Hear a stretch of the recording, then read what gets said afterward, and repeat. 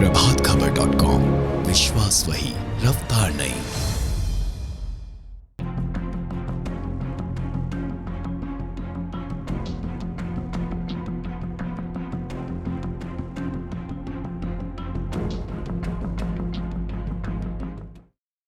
आयशा से हमारा और आपका है। आप सभी से अनुरोध है कि प्लीज कम शब्दों में अपनी बातों को रखें, क्या कीजिएगा, है ना? आपको तोड़ेंगे नहीं टूटेंगे, कोई बात नहीं। तोड़ देंगे। तो जोर से बोलना पड़ेगा।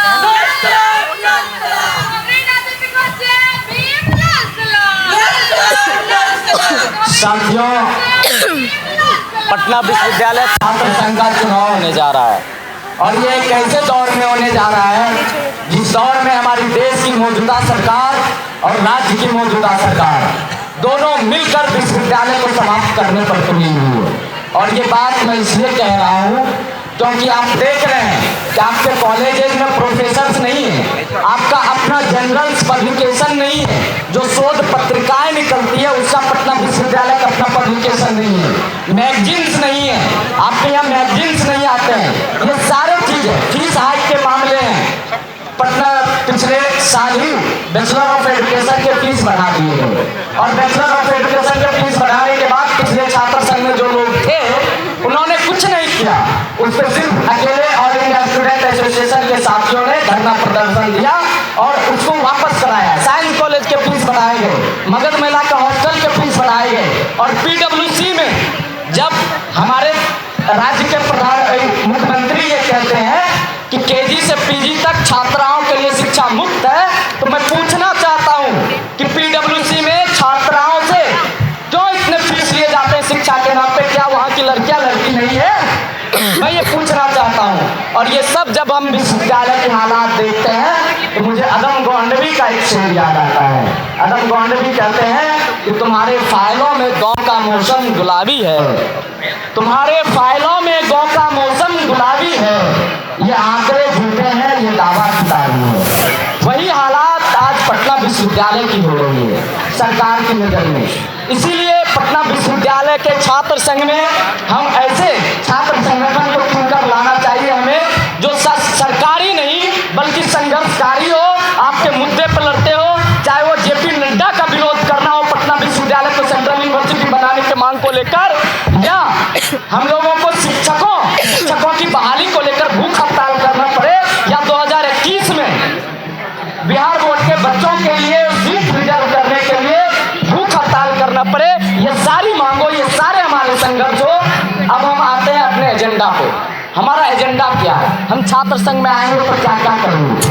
सबसे पहली जो महत्वपूर्ण चीज है, कैंपस को जेंडर के नाम पे सेंसिटाइज करने के लिए, क्योंकि हम जानते हैं, हम चलते हैं पटना यूनिवर्सिटी के कैंपस में बहुत सारे लड़के लड़कियों पे टॉन्ट करते हैं और ये देखकर मुझे बहुत बुरा लगता है। और इसका जड़ यही है कि हमारा कैंपस जेंडर के प्रति सेंसिटाइज नहीं है। इसीलिए हम लोग एक ऐसा बॉडी का मांग कर रहे हैं, एक ऐसा सेल का मांग कर रहे हैं जो कैंपस को जेंडर के नाम पे सेंसिटाइज करे, जिसका हम लोगों ने नाम रखा है GSCAS, gender sensitization cell against sexual harassment. दूसरी बात कि हम लोग कह रहे हैं कि लड़कियों के लिए सैनिटरी पैड डिस्पेंसरी हो, जहाँ सैनिटरी पैड मुफ्त में बांटा जाए, क्योंकि इसको हर एक लड़कियों की जरूरत है। इसीलिए हम लोगों का ये एजेंडा है निःशुल्क बस सेवा पटना विश्वविद्यालय के अंदर संचालित हो, ये सारे हमारे मांग है। और अपना पटना विश्वविद्यालय के जनरल पब्लिकेशन और शोध पत्रिकाएं की अपनी पब्लिकेशन हो और अन्य पब्लिकेशन का पटना विश्वविद्यालय के पास सब्सक्रिप्शन हो। PhD टेस्ट जो पटना यूनिवर्सिटी में 3 साल से लंबित पड़ी हुई है और विश्वविद्यालय यही एक हवाला दे रही है कि हमारे पास प्रोफेसर्स नहीं है। और इसीलिए मैं कहना चाह रहा हूँ कि अगर ऑल इंडिया स्टूडेंट एसोसिएशन छात्र संघ में आता है तो ये PhD टेस्ट जिसको हम बोलते हैं पेट एग्जाम, उसको निरंतर संचालित करवाने का काम करेगी। ये ऑल इंडिया स्टूडेंट एसोसिएशन का छात्र संघ के एजेंडे में है। ये सारे मुद्दे हैं हमारे।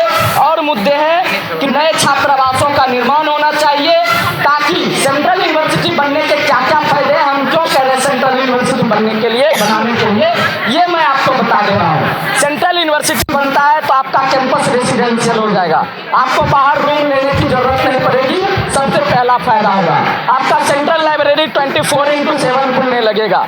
ये सबसे बड़ी बात होगी। और सेंट्रल लाइब्रेरी होगा और सेंट्रल लाइब्रेरी अपडेट होगा, शिक्षकों की कमी नहीं होगी, बेसिक इंफ्रास्ट्रक्चर के लिए जो फंड आते हैं वो फंड की कमी नहीं होगी, ये सारे काम होंगे। और हॉस्टल में वाईफाई की सुविधा अवेलेबल होगी। आप दूसरे सेंट्रल यूनिवर्सिटी में चले जाइए, वहाँ हर एक हॉस्टल में हर एक डिपार्टमेंट का अपना वाईफाई सिस्टम है।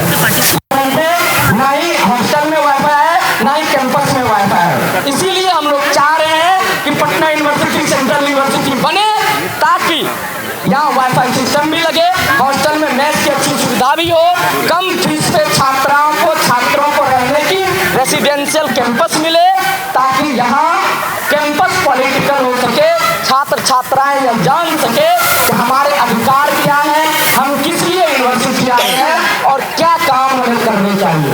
ये सारे मुद्दे हैं हमारे, और इन्हीं मुद्दे को लेकर के हम लोग छात्र संघ के चुनाव में उतरे हैं। और जो 1-2 मुद्दे छूट गए मैं उसको गिनवा देना चाह रहा हूँ। कैंपस में सक्रिय प्लेसमेंट सेल का होना बहुत ही आवश्यक है, क्योंकि यहाँ आप पढ़ते हैं और यहाँ कैंपस में सक्रिय प्लेसमेंट सेल बना हुआ है, लेकिन वो एक्टिव नहीं है। और एक्टिव नहीं होने के कारण यहाँ के छात्र छात्राओं का प्लेसमेंट अच्छे से नहीं हो पाता, अच्छी जगहों पर नहीं हो पाता है। और यहाँ प्लेसमेंट सेल के लिए बाहर से कंपनियां नहीं आ पाती हैं। और इसीलिए जब छात्र संगठन आएगा और इंडिया स्टूडेंट एसोसिएशन छात्र संघ में आएगी तो कैंपस में प्लेसमेंट सेल लागू करवाएगी।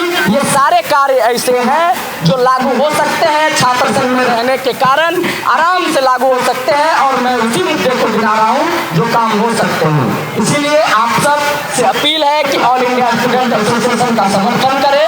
धन्यवाद। मैं Aditya Ranjan, presidential candidate all India student association की तरफ से आप सबों का बहुत बहुत धन्यवाद पेश करता हूँ। प्रभातखबर.com, विश्वास वही, रफ्तार नहीं।